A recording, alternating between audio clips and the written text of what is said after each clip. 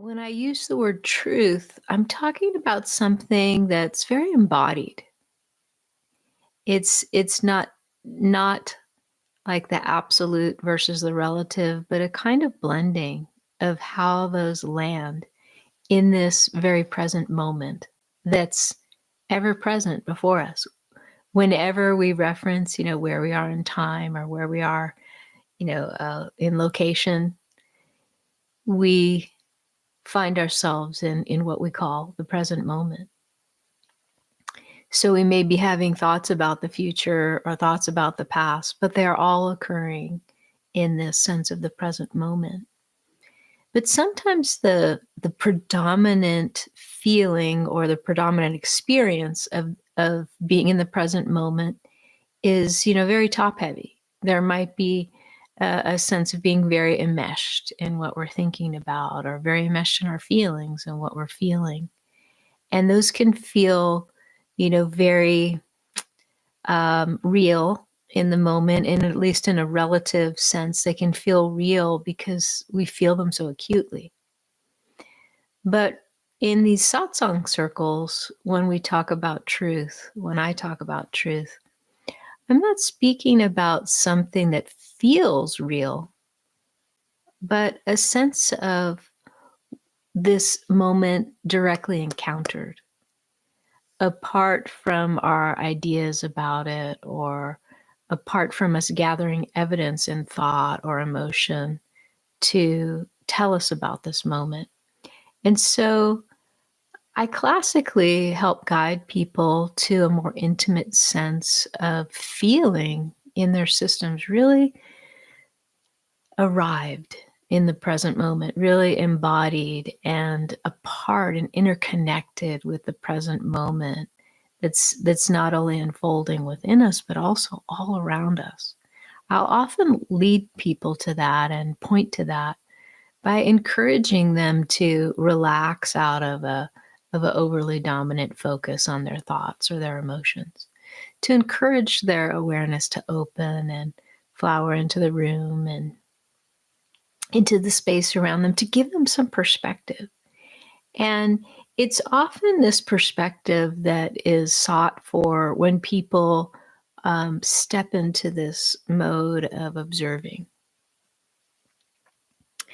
So we'll get to the observing in a moment, but the pointers that I'll often give is just kind of opening up to the senses, listening to the environment, what's happening in the room, what's happening outside the room, relaxing our vision so that we're not just fixated on one thing, whether it be our own thought or emotion or, a little whatever it is, pimple or ant that's crawling in front of us, but to widen our view just to get a sense of entering into a consciousness that's more in tune with a sense of whole, a sense of wholeness. Now, this isn't me bashing, any kind of focus or concentration or really zeroing in on one given thing. It can be amazing to watch that ant carry its food up the hill. It can be powerful to have tremendous concentration, and it can be a beautiful thing to offer another person the gift of our focused attention. So as I'm encouraging this sense of pointing to this widened perspective that's more holistic, I'm not negating the benefits and the true power and gifts of focus. But often, because human beings function in ways that do tend to be thought predominant or feeling predominant, there tends to be a way that human beings become very attached or fixated or limited in their perceiving. And so sometimes just the very act of opening to our senses and feeling and listening and seeing in broader ways is a great first step in having a sense of a greater scope of the moment. And it can help repattern the way we relate to our thoughts and emotions even that tend to pull us into identification or in a more extreme state, fixation or suffering, resistance, over fascination that can lead to suffering. And so it can help repattern those sticky fixations if we enter into practices like global listening or global sensing, or just simply resting back and taking in the wider view from a park bench or on a hike in the woods. It's a powerful thing to step out of our own self concerns and egoic fixations and open to this wider view. And so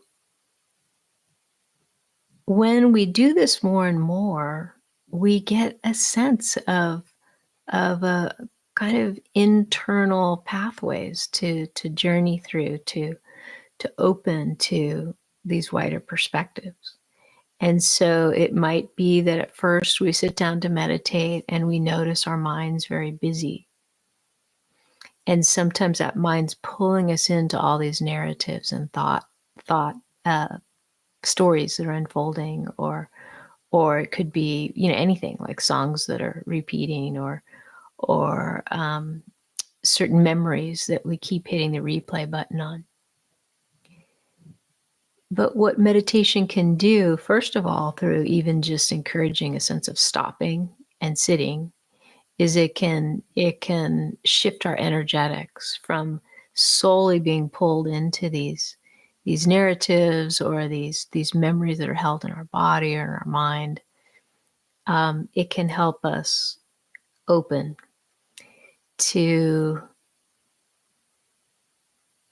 a sense that there's space around these fixations, that there's a wider view. And so even if some of the same things reoccur, maybe we revisit certain narratives, or we have the visitation of certain feelings come. I'm just calling it visitation. I kind of chuckled because it was just a way of describing like these familiar visitors of certain emotions. And the more we are just sitting and being with that and noticing that there's can be a sense of choice that we can, once we notice that our thoughts, our mind's really busy or our feelings are really strong, once we have that capacity of noticing, we've introduced who and what we are, that is the noticer, that is the observer. And that's quite different than being enmeshed in what's happening and just kind of being completely taken in by our thoughts or our feelings and losing all sense of perspective to actually even be able to report upon our experience. So once we start to open to that ability to report, which a person who wrote in mentioned, but it wasn't the focus of her question. But once we notice that ability to observe and be able to describe, okay, my mind is very active, or I feel like these feelings are really up for me, or they're pulling me into this state. Once we're able to comment, there is a greater sense of spaciousness. And with further practice, further periods of meditation and dedication to practices such as meditation or contemplation, or even journaling, writing about our experience, we develop that muscle and that viewpoint of being able to be more objective. And not only that, we notice that we're not defined by our narratives. We can watch our narratives play out. We can even, watch the narratives of others play out. Like, oh, this person said blah, blah, blah, blah, blah. Then I said blah, blah, blah, blah, blah. There's this way that we can watch behaviors or memories like play out in thought.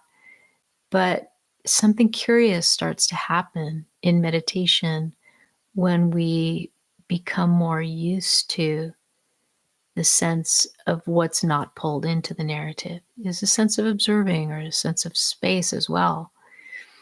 And then we might even start to feel more comfortable in that spacious seeing and watching that gives us this very important information that we are not ultimately defined by what we think, by what we feel, by the narratives that we tell ourselves or the narratives that others tell themselves about us.